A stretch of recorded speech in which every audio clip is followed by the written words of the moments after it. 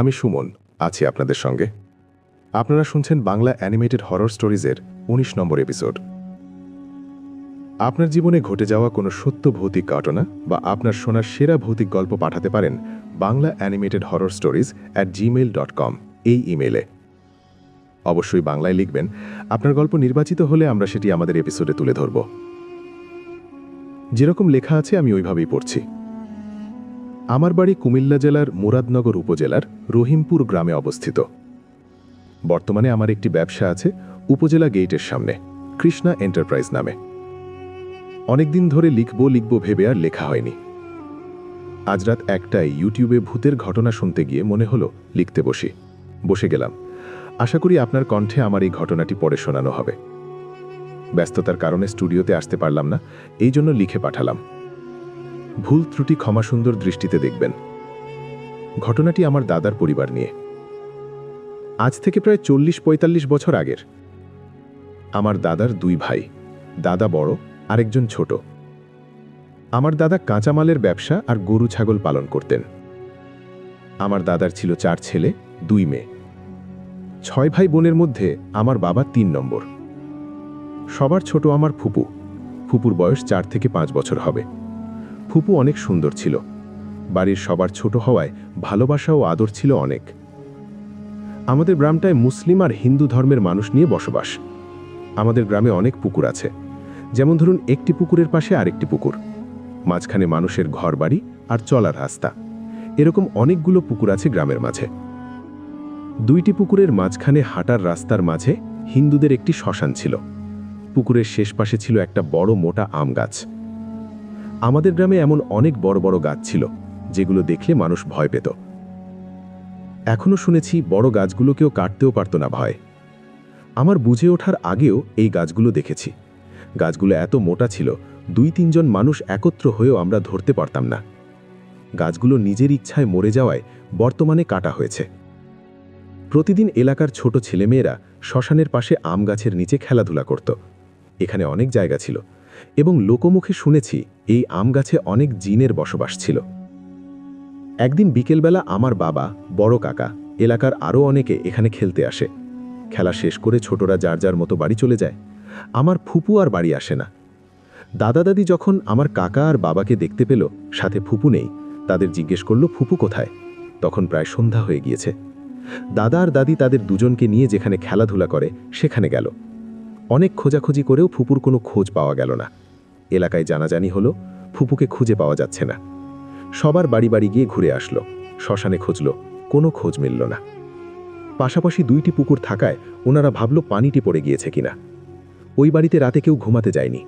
রাতের মধ্যে লোক খোঁজা হলো যারা পুকুরে মাছ ধরে এবং তাদের দিয়ে ২টি পুকুরের জাল টেনে সব জায়গা দেখা হলো, কোথাও ফুপুর সন্ধান পাওয়া গেল না। তাদের চিন্তা অনেক বেড়ে গেল, কোথায় যেতে পারে এইটুকু মেয়ে। যদি পানিতে পড়ে থাকতো তাহলে লাশ অন্তত পাওয়া যেত। খোঁজাখুঁজি শেষ করে সবাই চলে যায়। রাত ১টা কি ২টা হবে। বাড়ির সবাই কান্নাকাটি করে। খোঁজ না পেয়ে একটা সময় সবাই ঘুমাতে যায়। যখন দাদা ঘুমাতে যায় তখন সে স্বপ্নে দেখে কয়েকটি মানুষের মতো অবয়ব, যাদের বড় বড় চোখ, লম্বায় গাছের সমান। তারা দাদাকে দেখা যায়। দাদা অনেক ভয় পেয়ে যায়। স্বপ্নের মাঝেই তারা দাদাকে জানায়, তোমার মেয়েকে আমাদের কাছে নিয়ে এসেছি, কোনো চিন্তা করো না, আমাদের কাছে তোমার মেয়ে অনেক ভালো থাকবে। যদি ওকে আমাদের মতো বানাতে পারি তাহলে রেখে দেব, আর যদি না হয় তাহলে ফেরত দেব। তোমাকে শর্ত দিতে আসলাম, আমরা নিয়ে গিয়েছি। এই বিষয়ে যদি কাউকে জানাও, কারো সাথে কথা বলো, বাড়াবাড়ি করো, তোমার পরিবার ধ্বংস করে দেব। দাদা তখন বলে, আমার খুব আদরের মেয়ে, ওকে ফিরিয়ে দিন, আমি আপনাদের কোনো ক্ষতি করিনি। ওরা দাদাকে ভয় দেখিয়ে বলে, মৃত্যু ডেকে আনবি যদি এই বিষয়ে আর কোনো প্রশ্ন করেছিস। এখন চলে যাচ্ছি, ঘুমিয়ে পড়। এই বলে লোকগুলো অদৃশ্য হয়ে যায়। কিছুক্ষণ পর দাদার ঘুম ভেঙে যায়। ফজরের আজান হয়েছে। সকাল হবার সাথে সাথেই সবাই ঘুম থেকে উঠে আবার খোঁজাখুঁজি আর কান্নাকাটি শুরু করে। দাদা যে রাতে স্বপ্ন দেখেছে তা কাউকে জানায়নি ভয়। তারপরও হারানো মেয়ে ছিল, ভুলতে তো আর পারে না। রাতের স্বপ্নের কথা মনে করে উনি ভাবল, যেহেতু একই স্বপ্ন দেখেছি তাহলে বড় হুজুর বা কবিরাজের সাথে আলাপ করে দেখে। ওই দিন এক বড় হুজুরের খবর পেল। হুজুরের সাথে স্বপ্নের কথা খুলে বলল দাদা। সব কথা শুনে বড় হুজুর কোনো আশ্বাস দিল না। হুজুর বলল, কিছু করার নেই, তুমি অপেক্ষা করো, আল্লাহ যা করেন ভালোর জন্য করেন। এই বলে হুজুর দাদাকে বাড়িতে পাঠিয়ে দেয়। এই রাতে দাদা যখন ঘুমোতে যায়, স্বপ্নে আবার সেই বড় বড় চোখওয়ালা লোকগুলো আসে। দাদাকে বলে, তোকে বলেছিলাম কাউকে না বলতে, তুই হুজুরের কাছে গিয়েছিলি কেন? তোকে আর তোর মেয়েকে দেয়া হবে না, কাল থেকে তোর অনেক বড় ক্ষতি হবে। তুই আমাদের কথা অন্য লোককে জানিয়েছিস, বারণ করেছিলাম তোকে, মৃত্যু ডেকে আনলি, আমাদের আর কিচ্ছু করার নেই। দাদা নিরুপায় হলে ওদের বলে, আমার থেকে তোমরা যা চাও নাও, আমার মেয়েকে ফেরত দিয়ে যাও। লোকগুলো দাদার কোনো কথারই উত্তর দিল না, স্বপ্নের মাঝেই হারিয়ে গেল। পরের দিন ঘুম থেকে উঠে দেখে 2টা বড় গরু ছিল, সেই দুটাই মারা গিয়েছে। দাদা রাতের স্বপ্নের কথা ভাবে আর কান্নাকাটি করে। 2 দিনের মধ্যে এই ঘটনা নিয়ে অনেক আলোচনা শুরু হয়ে যায়। দাদা অনেক ভেঙে পড়ে, আয় রোজগার সব বন্ধ, সারাদিন শুধু কান্নাকাটি, খাবার খায় না, চিন্তা করে আর পাগলের মতো ব্যবহার করে। বাড়ির মানুষগুলো ভয়ে দাদাকে কিছু জিজ্ঞেস করে না। দাদা একদিন পর এক হুজুরের কাছ থেকে খবর পায় ওদের এলাকায় একটি বড় কবিরাজ আছে, উনি পারবেন দাদার এই সমস্যার সমাধান করতে। দাদা কবিরাজের কথা শুনে ওই দিন আবার কবিরাজের সাথে কথা বলতে ওনার বাড়িতে চলে যায়। কবিরাজ দাদার সব ঘটনা শোনে, ওনাকে কিছু পানি পড়ার আর তাবিজ দিয়ে বাড়ি যেতে বলে।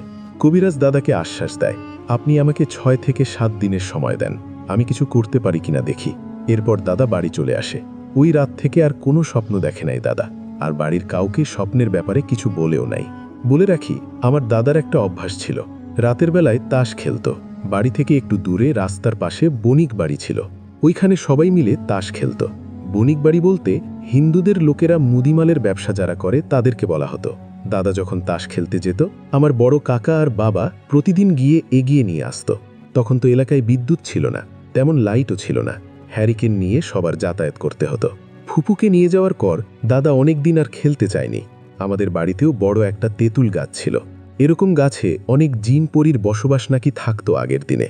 ওই গাছটাকেও আমাদের বাড়ির মানুষ রাতের বেলায় ভয় পেত। এজন্য দাদা যেদিন খেলতে যেত, ওনাকে বাড়ি থেকে কেউ না কেউ হ্যারিকেন দিয়ে এগিয়ে নিয়ে আসতো। ফুপুকে নিয়ে যাওয়ার 6-7 দিন পর দাদা একদিন রাতে বাড়িতে কাউকে কিছু না বলে তাস খেলতে ওখানে চলে যায়। আগের দিন মানুষ সন্ধ্যা না হলেই ঘুমিয়ে পড়ত। দাদি বা বড় কাকা কাউকেও কিছু বলে যায়নি, তারা এই জন্য সকাল সকাল ঘুমিয়ে পড়ে। দাদা অনেকক্ষণ তাদের জন্য অপেক্ষা করে, কেউ বাড়ি থেকে ওনাকে নিতে আসেনি। খেলা শেষ হবার পর রাত 1টার দিকে নিজেই রওনা হয় বাড়ির দিকে। দাদা যখন রাতে রওনা দেয়, তখন রাত অনেক হয়ে যাওয়ায় বণিক বাড়ির লোকজন দাদাকে নিষেধ করছিল, ওনাদের বাড়িতে থেকে যেতে বলছিল। তাদের কথা না শুনে দাদা চলে আসে বাড়ির উদ্দেশ্যে। বণিক বাড়ি থেকে যে রাস্তাটি দিয়ে আসা হয়, ওই রাস্তাটি দুজন পাশাপাশি করে হাঁটা যায়। দুপাশে গাছের কারণে জঙ্গলের মতো লাগে, অনেক বড় বড় গাছ দুই পাশে। এই রাস্তায় দিনের বেলাতেও হেঁটে আসতে অনেক ভয় লাগে, লোকজন তেমন চলাফেরা করে না রাস্তাটি দিয়ে। বণিক বাড়ি পার হয়ে যখন দাদা নীরব একা একা এই গভীর রাতে চারিদিকে ঝিঝি পোকার ডাক শুনতে শুনতে হাঁটতে থাকে, তখন একটু ভয় পায়। দোয়া পড়তে থাকে সে। রাস্তার অর্ধেক পথ হেঁটে আসার পর গভীর অন্ধকারের মাঝে দাদা দেখে একটা সাদা পাঞ্জাবি পরা, গাছের চেয়েও লম্বা, চোখগুলো অনেক বড় বড় একটা লোক অপেক্ষায় দাঁড়িয়ে। তোর অনেক সাহস, আমাদের কোনো কথাই তুই শুনতে চাসনি, লোকটি বলে। দাদা ভয়ে ভয়ে একটু সামনে এগিয়ে যায়, এবার একটু পিছিয়ে আসার চেষ্টা করে। আশেপাশে কোনো বাড়িঘর নেই, শুধু গাছপালা আর ভয়। দাদাকে বলে, তুই এখন এখান দিয়ে যাবি, কোনো চালাকি করবি না, আমার পায়ের নিচ দিয়ে যাবি। আমি জানি তোর পায়ের নিচ দিয়ে গেলে আমাকে মেরে ফেলবি, আমি বরং যেখান থেকে এসেছি সেখানে ফিরে যাই। এই বলেই তিনি দৌড় দেন বণিক বাড়ির উদ্দেশ্যে। তখন লোকটা দাদার পিছু নেয় না। বণিক বাড়ির কাছে গিয়ে অনেকক্ষণ দাঁড়িয়ে থেকে ভাবল, যেহেতু সে পিছু নেয়নি, এখন বাড়ি চলে যাই। যেই ভাবা সেই কাজ। তারা আবার রওনা দিল এবং এখন সে আরেকটি রাস্তা নিল। ঘুরে আসা পথে একটি বড় পুকুর পড়ে, ওখানে আগেকার দিনে হিন্দু জমিদার বাড়ি ছিল। এখনও জমিদার বাড়িগুলো আছে। জমিদার বাড়ির মহিলাদের গোসলের জন্য একটি ঘাটলা নির্মাণ করা হয়েছিল। ওই ঘাটলাটি শুধু জমিদার বাড়ির মহিলারা ব্যবহার করত, এখন সবাই করে। জমিদার বাড়ির পাশেই রাস্তাটির সাথে লাগোয়া সেই ঘাটলা। দাদা যখন সেই ঘাটলার দিকে এগিয়ে আসে, তখন দেখে কারা যেন গোসল করছে, হ্যারিকেন নিয়ে আর চুপি চুপি কী সব কথাবার্তা বলছে। দাদার মনে তখন আবার ওই ভয়টা কাজ করে। ওদের দেখে দাদা সাহস নিয়ে এগিয়ে আসে ঘাটলার দিকে।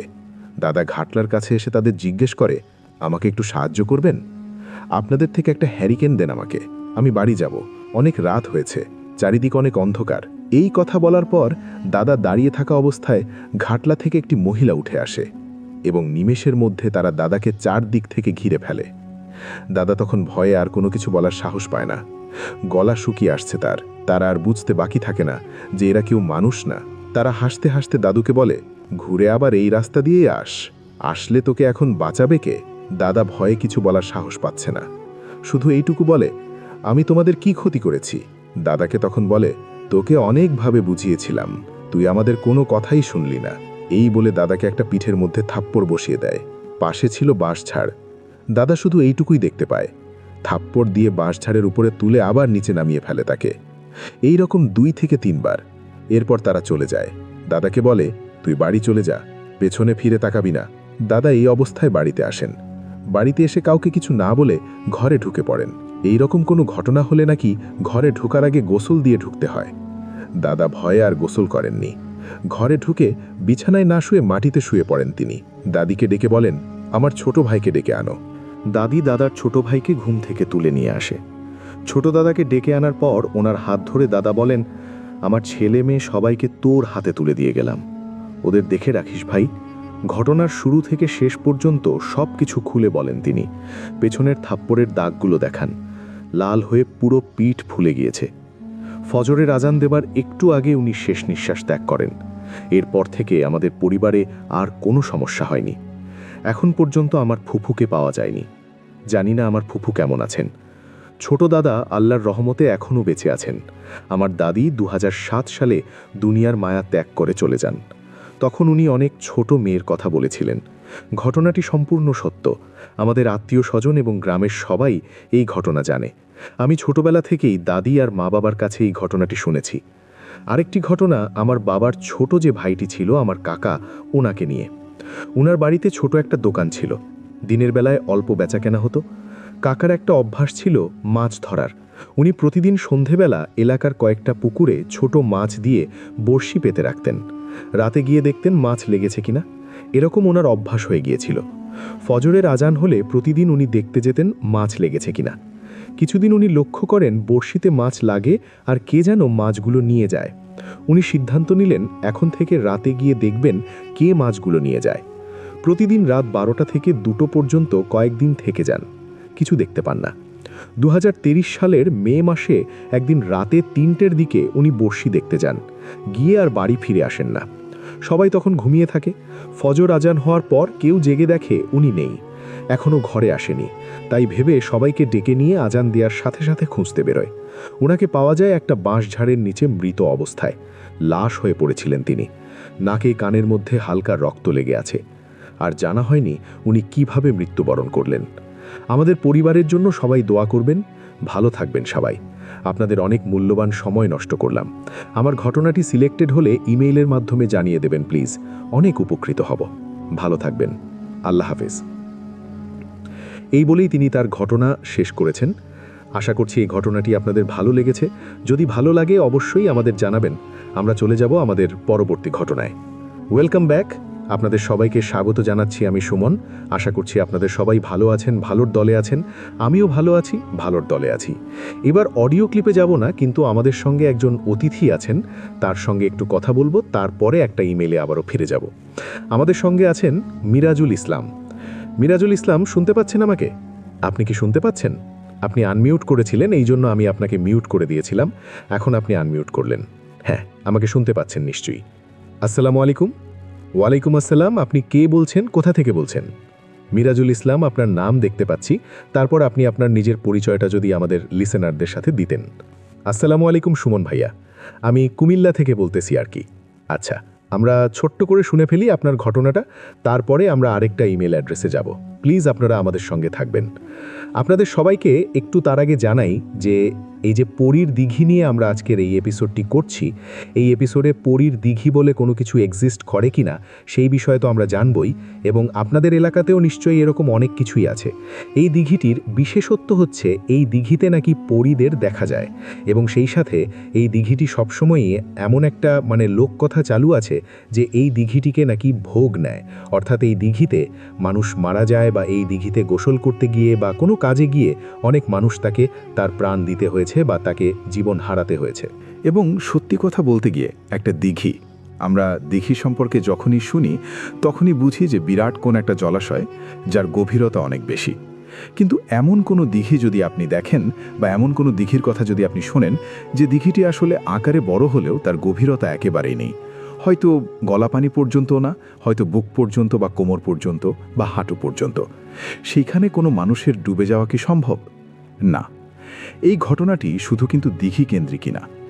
এই ঘটনাটির যারা একটু আগে আমাদেরকে ঝামেলা হয়েছিল, যারা শুনেলি তাদের জন্য বলছি যে ধরুন যে আপনি একজন অটো যারা চালান বা যারা অটো বাইক চালান বা অটো নিজি বাইক যারা চালান, তাদের সম্পর্কে তাদেরকে আমরা সব জায়গাতেই দেখি এবং তারা বেশ বেশ কি বলবো যে আমাদের সাহায্যের জন্য সবসময় পাশে থাকেন। বিভিন্ন শহরে আমরা এখন দেখি যে ইজি বাইক চালাচ্ছেন অনেকেই, এবং ইজি বাইকে চড়ে আমাদের যিনি ঘটনাটি পাঠিয়েছেন তিনি এই ঘটনাটি শোনেন এবং অদ্ভুত এক ঘটনা বেরিয়ে আসে সেই ইজি বাইকারের কাছ থেকে। তো আমরা সেটা শুনবো। আমরা তার আগে একটু আমাদের মিরাজুল ইসলামের সাথে কথা বলি। মিরাজুল ইসলাম, আপনি যদি একটু নিজের পরিচয়টা দিতেন, কোথা থেকে বলছেন সেটা যদি আমাদের জানাতেন। আচ্ছা সুমন ভাই, আমি প্রথমে আমার পরিচয়টা দিয়ে নেই। আমার নাম মোহাম্মদ মিরাজুল ইসলাম। আমি কুমিল্লা থেকে বলতেছি, ব্রাহ্মণপাড়া থানা, আমার দাড়িগ্রামে লাহমুল বেজরা। তো আমি যে বিষয়টা ঘটনা বলতে চাচ্ছি, ওই ঘটনাটা আমার বাবার সাথে এবং কি আমার বাবার যে ছোট ভাই আমার চাচ্চুর সাথে ঘটেছিল। তো এই বিষয়টা এটা যদি একটু বলতেন আমাদেরকে যে কতদিন আগে এই ঘটনাটি ঘটেছিল। জি স্যার। তো আমাদের এই আব্বুর সাথে যে ঘটনাটা ঘটেছিল 2007 সালে নভেম্বর মাসের 10 তারিখে প্রথম যেদিনকার ঘটনাটা ঘটেছিল। তো আপনি বলেন। জি। তো আব্বু আর চাচ্চু ভেবেছিল আর কি, আমাদের একটা ছোট একটা বিল ছিল, তো ওই বিলের কাছ থেকে মাছ ধরবেন। তো তারপর আমাদের বাড়ির পাশে আরও কয়েকজন লোক ছিল, তো তারা একসাথে হয়ে ওই বিলে গিয়েছিলেন। তো তারপর ওনারা সকলে মিলে একটা তাঁবু টাঙানো হয়েছিল আর কি ওই বিলের পাশে। তো বিশাল বড় একটা গাছ ছিলেন, ওই গাছের কাছে আমরা গ্রামের ভাষায় যেটাকে বলি আর কি ফোলা বলি আর কি, এই হোলা বলি আর কি আমাদের গ্রামের ভাষায়। তো এটা হলো ওই যে পাটের যেটা হয়, তো ওনারা তাঁবু টানানোর পরে মেশিন লাগিয়েছিল। তারপর অনেকক্ষণ পানি সেচার পরে তো পানি যখন কমে গিয়েছিল, তো তারা আব্বু আর চাচ্চু গিবি ছিল যে পানি যেহেতু কমে গিয়েছে, তো এখন আমরা অল্প অল্প করে কিছু মাছ ধরে ফেলি। তো যখন মাছ ধরতে নেমেছিল ওই বিলের মধ্যে, তখন হঠাৎ করে দেখি কি দুই একটা বিড়াল ওই বিলে নেমে মাছ খাচ্ছে।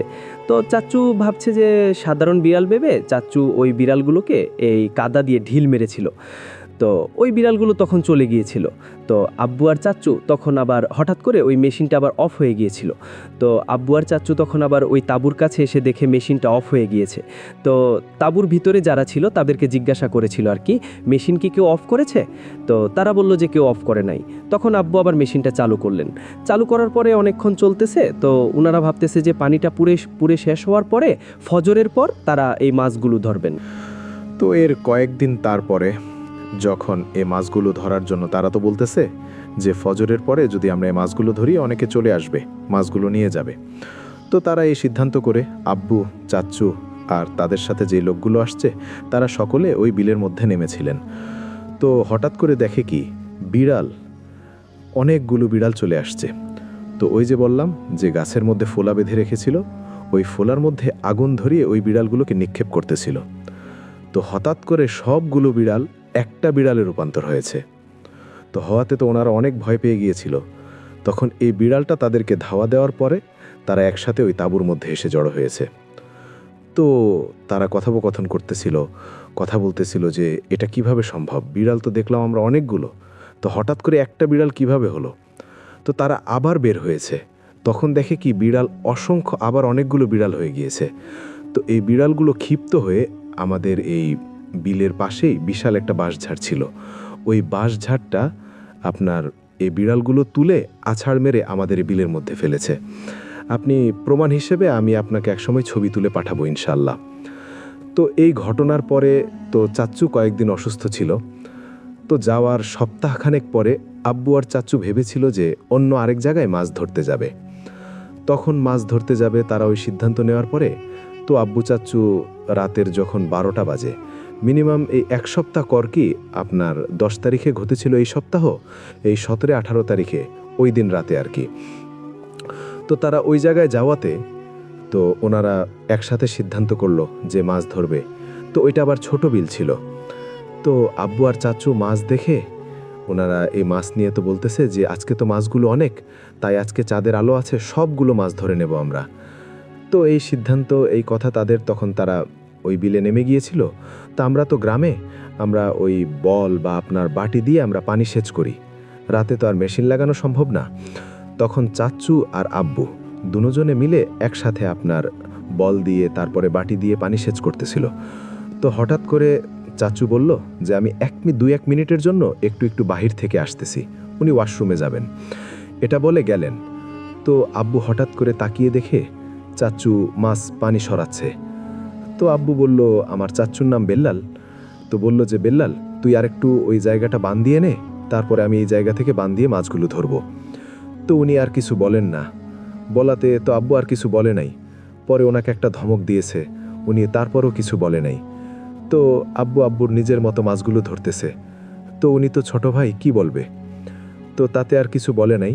হঠাৎ করে আব্বু ওনার কাছে গিয়ে যখন ওনাকে ডাক ধরলেন, পিছন থেকে ওনার যে ভয়াবহ যে চেহারাটা, ওই একটা আমার চাচ্চুর রূপ ধরে ওই অবয়বটা আব্বুর দিকে তাকিয়ে রয়েছে। আব্বু তখন অতিরিক্ত ভয় পেয়েছেন। তখন তিনি কি করবেন কিছু না ভেবে ওনার হাতে একটা বল ছিল, ওই বলটা দিয়ে অবয়বটার মাথায় বাড়ি মারেছিল। তো আব্বু আর অবয়বটার মাঝে, তাদের দুজনের মাঝে ধস্তাধস্তি হয়েছিল। তো কাদা ছিল, তো কাদার মধ্যে তো আব্বু বুদ্ধি করে কি করেছিলেন, আপনার জাল দিয়ে ওই অবয়বটাকে পেঁচিয়ে ফেললেন। পেঁচিয়ে ফেলার পরে এটাকে তো আমাদের এই যে ইয়াটা ছিল, যে ছোট যে বিলটা, ওই বিলটা আমাদের বাড়ির পাশেই ছিল। তো ওই অবয়বটাকে জালের মধ্যে পেঁচিয়ে বাড়ির মধ্যে নিয়ে আসছে। তো উনি তো ভাবছে যে আমার ছোট চাচ্চু। তাতে আয়শা দাদিকে ডাক দিল যে মা দেখো, বেল্লাল আমার সাথে দুষ্টামি করতেছে। তো হঠাৎ করে কাকাও, আমার যে ছোট চাচ্চু, উনি বের হয়ে আসছে। তারপরে দাদু বের হয়ে আসছে। তো আব্বু যখন দেখলো যে জালের মধ্যে কাকা নেই, এটা অন্য একটা অবয়ব, তখনই আব্বু এই দাদুরে ডাক দিয়ে তিনি এই জায়গায় অজ্ঞান হয়ে গিয়েছিলেন। তো আব্বু তারপরে কয়েকদিন সপ্তাহখানিকের মতন অসুস্থ ছিলেন।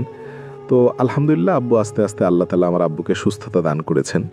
কিন্তু ওই জিনটা, যে অবয়বটা, যে আব্বুকে বলে দাদুকে বলছে আর কি, আমার দাদু আপনার অল্প আর কি কবিরাজ পারতেন। তো বললেন যে আমি চলে যাব, তবে আমাকে একটা খাসি দিতে হবে আর কি। খাসিটা একদমে কিনতে হবে, কালো খাসি।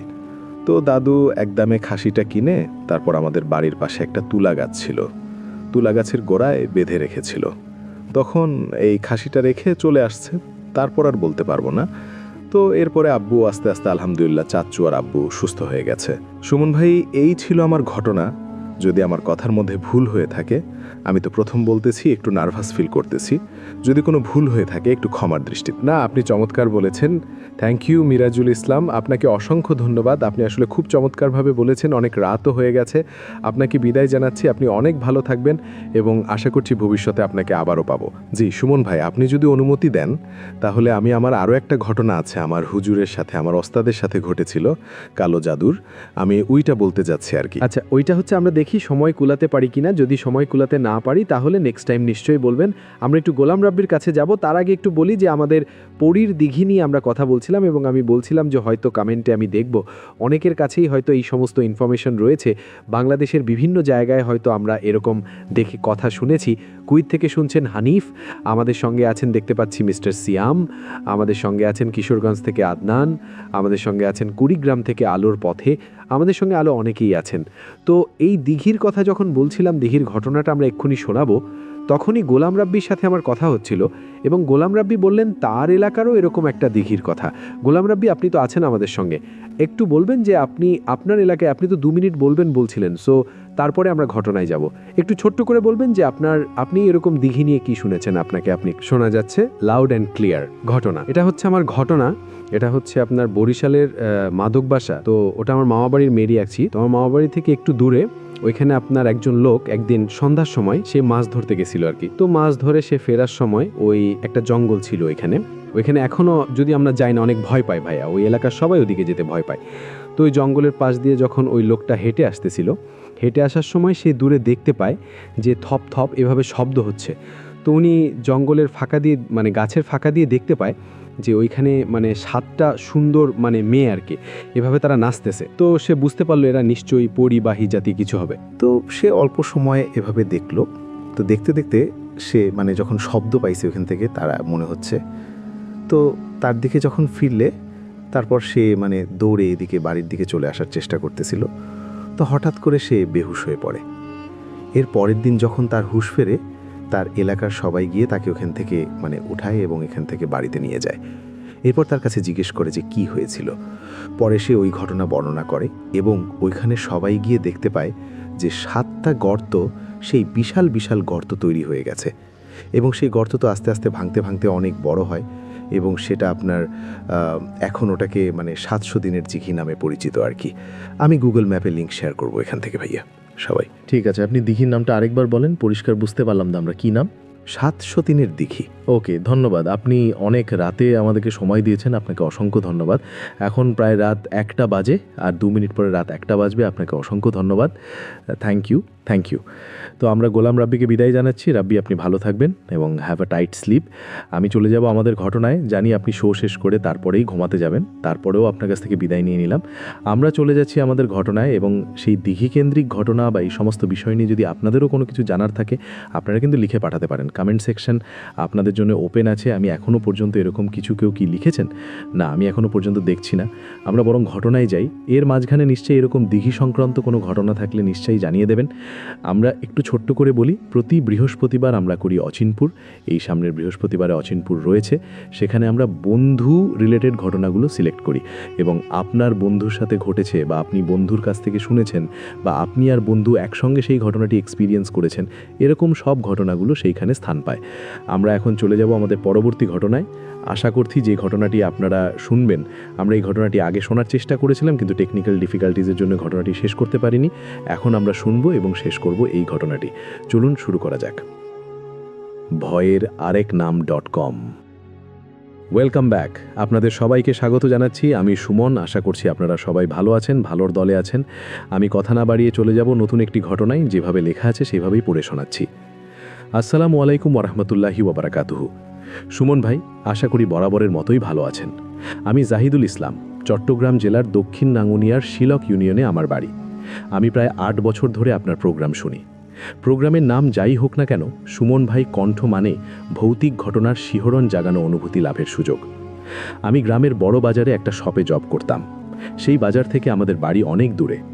জব লোকেশনে সিএনজিতে যাওয়া আসা করতে হতো।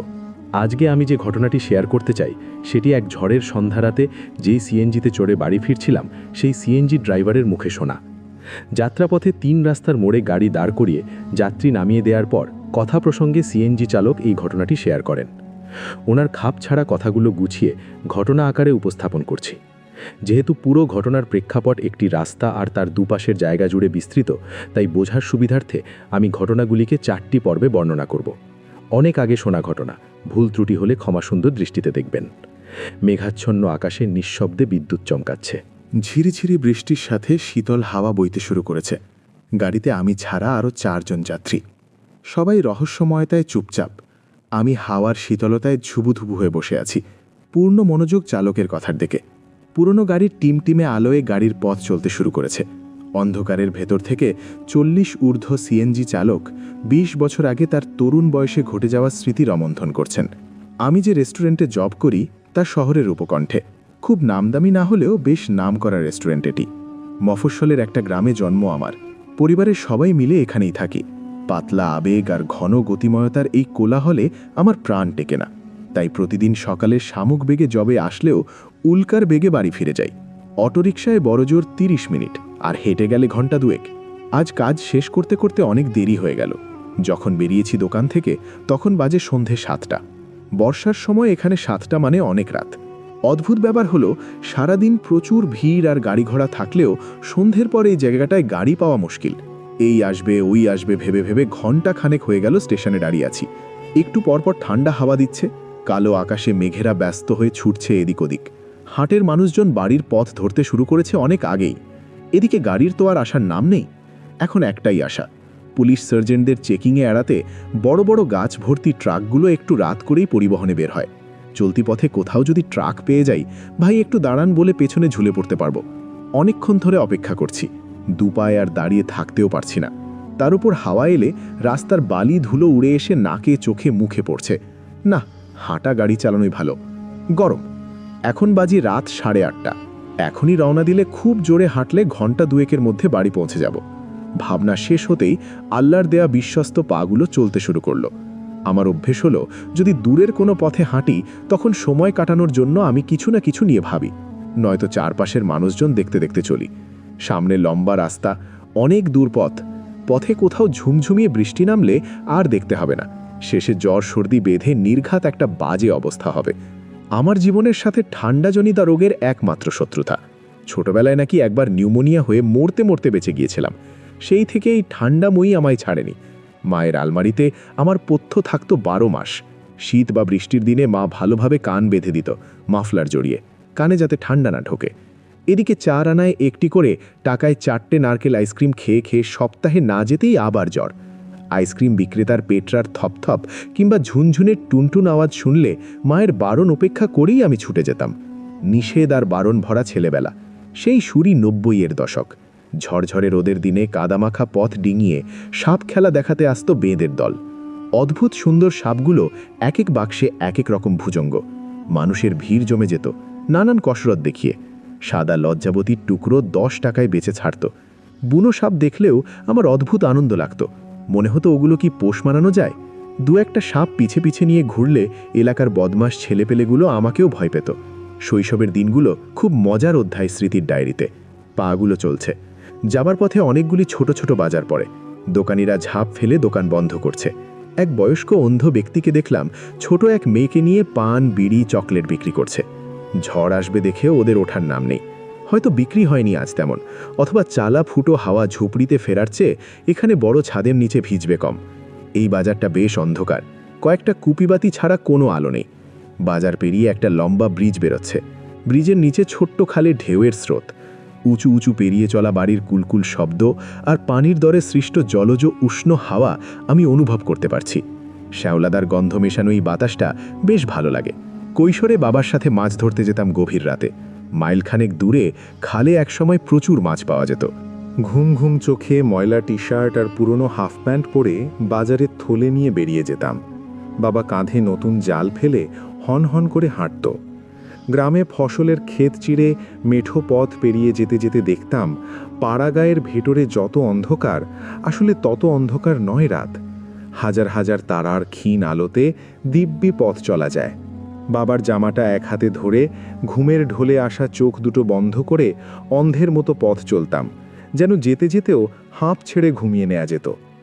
নদীর পাড়ে এসে এই গন্ধটা পেতাম, গতিময় পানির গরম একটা হাওয়ার সাথে শ্যাওলার আষ্টে গন্ধ মেশানো। নদীর এই জায়গায় এসে আমার বেশ ভয় লাগত। বাবা যখন কিশোর তখন নদীর ওপারে তার নানা বাড়ি থেকে ফেরার পথে ঠিক এখানেই ভয়ঙ্কর অবয়ব দেখতে পেয়েছিল। মুখ থেকে আগুনের হলকা বেরোতো তার। ঘন লম্বা চুলগুলো পুরো পাড় জুড়ে বিছানো, চোখগুলো লাল হয়ে জ্বলত ভাটার মতো। বাবা পুরি কি মুড়ি করে দৌড়িয়েছিল সেদিন। এখন কি এমন অজপাড়া গাঁ আছে?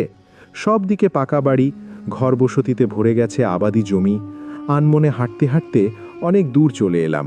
লোকালয় ছেড়ে এসেছি।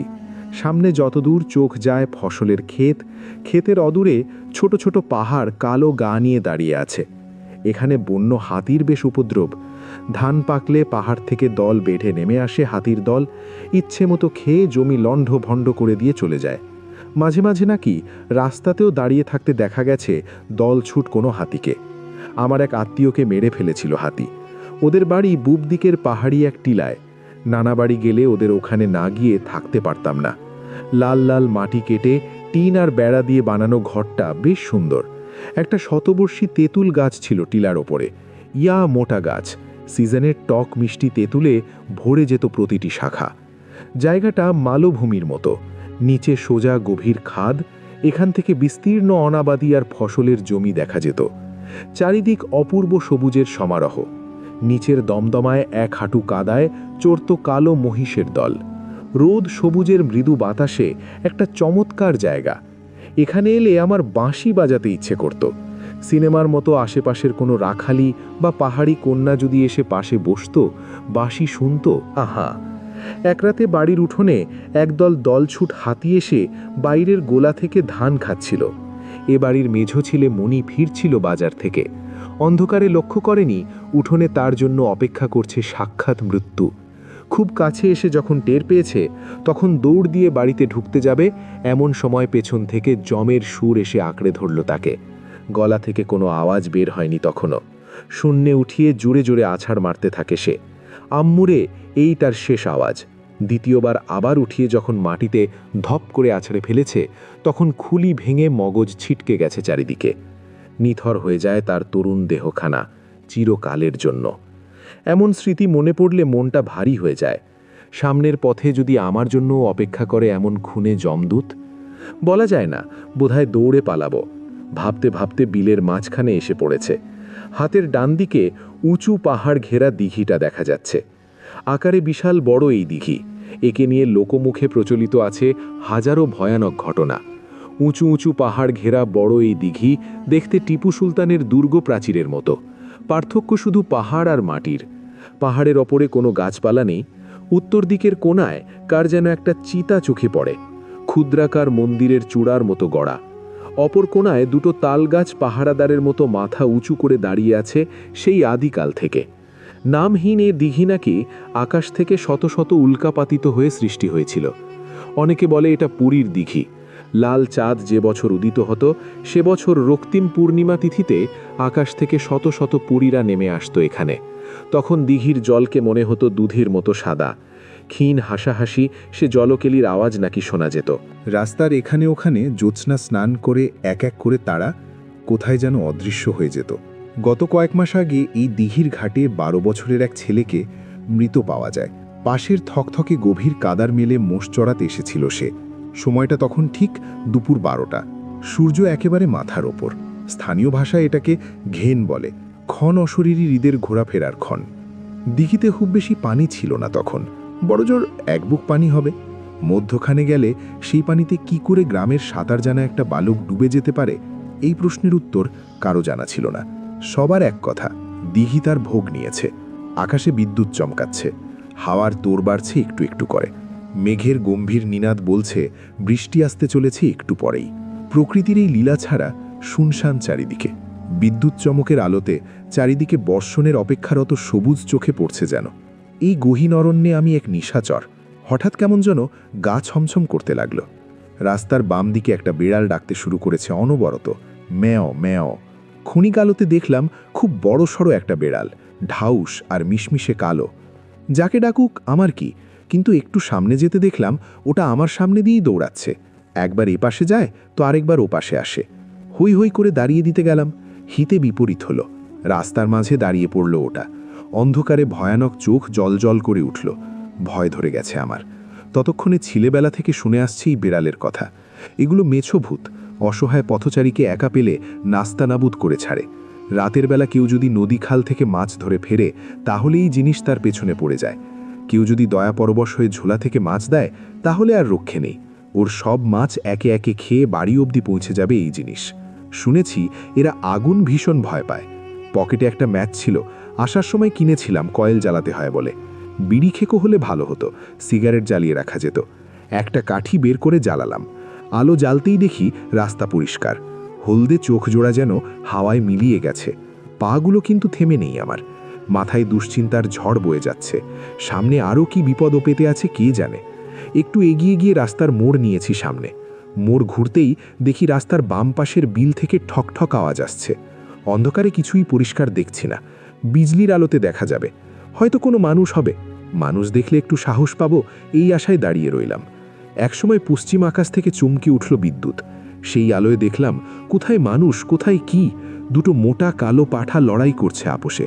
তাদেরই সিংহের ঠকাঠকিতেই সেই আওয়াজ। কিন্তু এই রাতে এমন ঝড়ের সময় বিলের মাঝে পাঠা আসবে কোত্থেকে? যা বোঝার বুঝে নিয়েছি, ওরা একা নয়, আশেপাশে অদৃশ্য কারো অনেক কিছুই আছে। পাগুলো নড়তে চাইছিল না। ভাবছিলাম দৌড় দেব, এমন সময় ঝমঝমিয়ে বৃষ্টি নামলো। ছুটতে শুরু করলাম আমি। গায়ের শার্টটা ঘামেই ভেজা ছিল, বৃষ্টিতে সেটা ধুয়ে যাচ্ছে। অনেকটা কাছে চলে এসেছি, আর মাইলখানেক গেলেই বাড়ির রাস্তা। কাপড় চোপড় ভিজে ভারী হয়ে গেছে শরীর। দৌড়াবার অভ্যেস নেই, বুকটা ধকধক করছে, কলজিটা বেরিয়ে আসতে চাইছে। ইচ্ছে করছে কোথাও থেমে বসে পড়ি। হঠাৎ ঘ্যাচ করে কি যেন একটা ঢুকে গেল পায়ে। টনটন করে উঠল আমার পুরোটা শরীর। রাস্তার মাঝে বসে পড়ে অন্ধকারে হাত দিয়ে দেখলাম নরম সোল ভেদ করে একটা চোকা কাঁচের ভাঙা টুকরো পায়ে গেঁথে গেছে।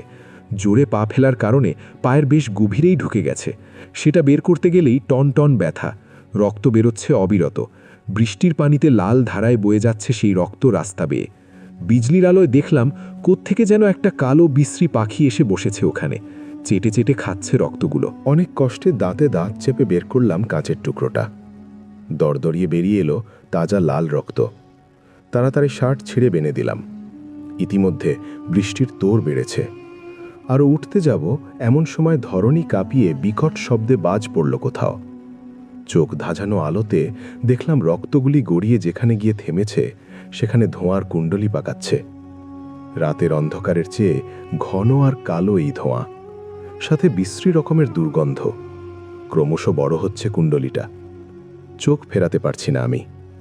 দেখতে দেখতে ধোঁয়াটা একটা বিকট দর্শন মেয়ের রূপ ধারণ করল। পুরো রাস্তা জুড়ে ছড়িয়ে আছে তার কালো চুল। চোখ বলতে কিছু নেই, সেই জায়গা দখল করে আছে কনকনে কয়লার মতো আগুন। মুখে কষ বেরিয়ে পড়ছে তাজা রক্ত। আল্লাহকে ডাকতে ডাকতে আমি দৌড়াতে শুরু করলাম। বুকে কে যেন হাঁপড় চালাচ্ছে। নিঃশ্বাস বন্ধ হয়ে যাচ্ছে, পা চলছে না, অসাড় হয়ে আসছে রক্ত ছড়তে ছড়তে। পেছনে বিকট গর্জন করে ধাওয়া করছে কেউ। কাছাকাছি চলে এসেছে ওটা। প্রাণপণে দৌড়াচ্ছি। আরেকটু, ওই তো বাড়ি। আল্লাহ, আরেকটু যাবার শক্তি দাও।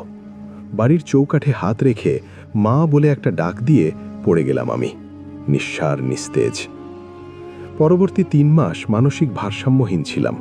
সেই সময় থেকে আমার আর কিছু মনে নেই। সেই রাতে নাকি ভীষণ তুফান হয়েছিল।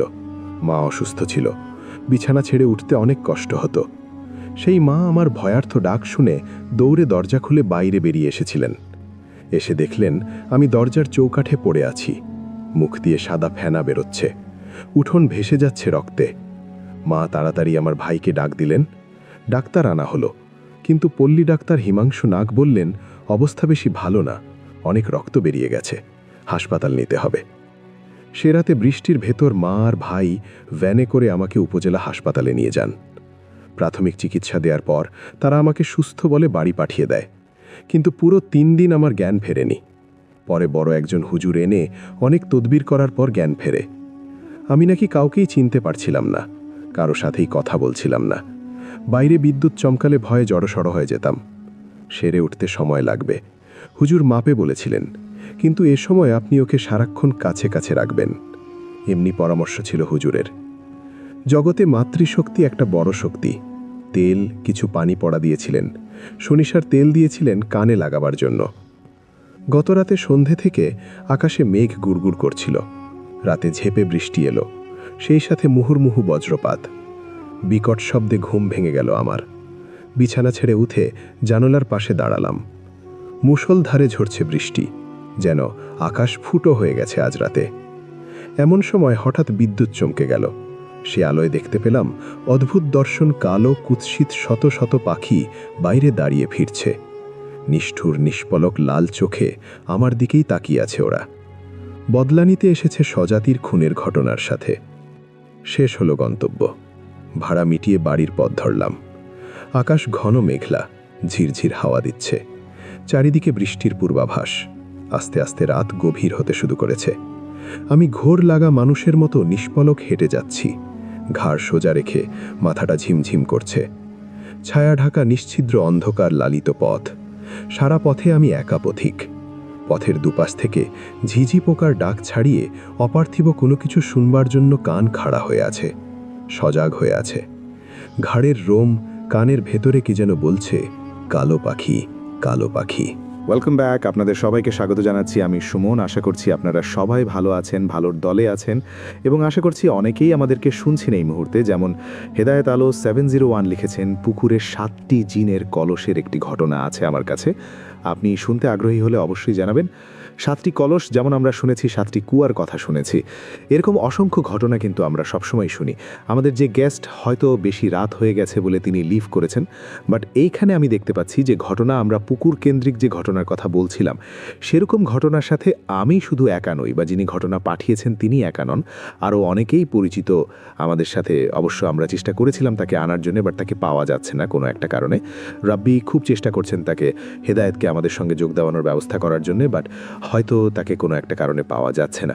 আচ্ছা, এমডি শুভ আমাদের লিখছেন, সুমন ভাই কেমন আছেন? আশা করি অনেক ভালো আছেন। আমি ব্রাহ্মণবাড়িয়া থেকে শুভ বলছি। আমার একটা ঘটনা বলার আছে, যদি বলতে পারি জানাবেন অবশ্যই, এবং আপনি যে কোনো সময় ঘটনা বলতে পারেন, আপনারা সবাই বলতে পারেন। আমি শুধুমাত্র একটা জিনিস বলি, বৃহস্পতিবারে যদি আপনি চান যে আপনার ঘটনাটা অচিনপুরে যাবে, তাহলে এই ঘটনাটা হতে হবে, it has to be in friendship related বা ফ্রেন্ড রিলেটেড স্টোরি। যেমন ধরেন যে আপনি, আপনার বন্ধু আপনার সাথে এই ঘটনাটি শেয়ার করেছেন, বা আপনি আর আপনার বন্ধু কোথাও ঘুরতে গেছেন, সেখানে আপনারা এটা এক্সপিরিয়েন্স করেছেন। কোনোভাবেই সেখানে বন্ধুর উপস্থিতি আছে বা বন্ধুকে নিয়ে, কারণ আমরা সবসময় বলি যে হারিয়ে যাই ভয় রাজ্য অচিনপুরে বন্ধুর সাথে। আর শুক্রবার যে এপিসোডটি, সেই যে এপিসোডে আপনারা যে কোনো কারো কাছ থেকে শোনা ঘটনাই আপনি শেয়ার করতে পারেন, আপনার নিজের ঘটনাও শেয়ার করতে পারেন, সেটা বন্ধু রিলেটেড হওয়ার কোনো মানে যৌক্তিক কারণ নেই। সুতরাং আপনারা যে কোনো ঘটনা সেখানে শেয়ার করতে পারেন। মঙ্গলবারের ক্ষেত্রেও তাই, আমরা যে সমস্ত ঘটনা, আমরা খুবই স্পেশাল কিছু ঘটনা আসলে চেষ্টা করি মঙ্গলবার এবং রবিবারে দেওয়ার জন্যে। সুতরাং আপনারা এই দুটো দিন কোনোভাবেই মিস করবেন না। কোনো এপিসোডই যদি মিস করতে না চান, তাহলে আমাদের যেটা আপনার কাছে পরামর্শ হচ্ছে যে আমাদের চ্যানেলটি সাবস্ক্রাইব করে আপনি যদি বেল আইকনটি ক্লিক করে রাখেন, তাহলে you will get all the notifications, এবং তাহলে আপনার আর কোনো সমস্যা হবে না। উত্তরা থেকে মোহাম্মদ রোকন আমাদের সঙ্গে আছেন, সিঙ্গাপুর থেকে আছেন এমডি হাসান আমাদের সঙ্গে আছেন। আচ্ছা, আমি আসলে না এই সমস্ত জিনিস একটু কম বুঝি। অনেকেই দেশের নাম না লিখে শুধু পতাকা দিয়ে দেন।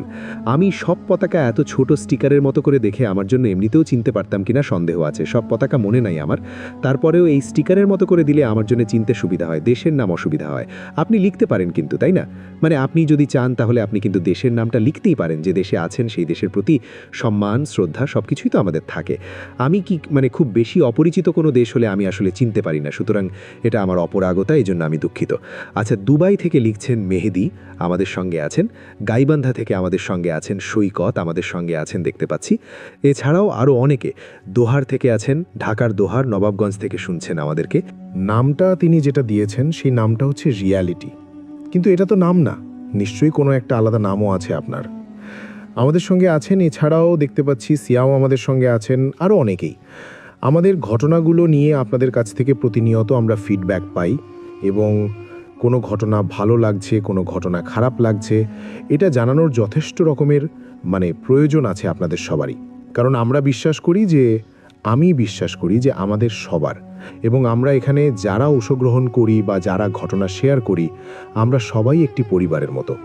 আর একটি পরিবারে যদি ভালো কিছু হয়, তাহলে সেই পরিবারের সদস্যরা যেমন খুশি হয়।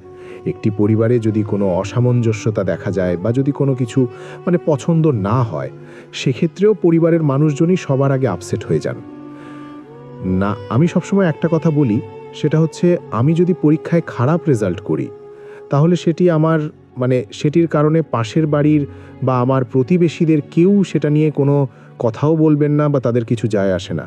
কিন্তু আমার পরিবারে হয়তো সেদিন আমাদের অনেক গালাগালি খেতে হবে, কোনো ক্ষেত্রে তো মারও খেতে হতে পারে। সো পরিবারের মানুষজন সবসময় আমার ভালো চান বলেই এই সমস্ত ব্যাপারে যেমন তারা প্রশংসা করেন, ঠিক একইভাবে শাসনও করেন, এবং সেটাকে আমি খুব অ্যাপ্রিসিয়েট করি, এবং সেটা আমি খুব চাইও। সুতরাং যে কোনো ধরনের পরামর্শ, যে কোনো ধরনের ফিডব্যাক দিয়ে আমাকে সাহায্য করবেন।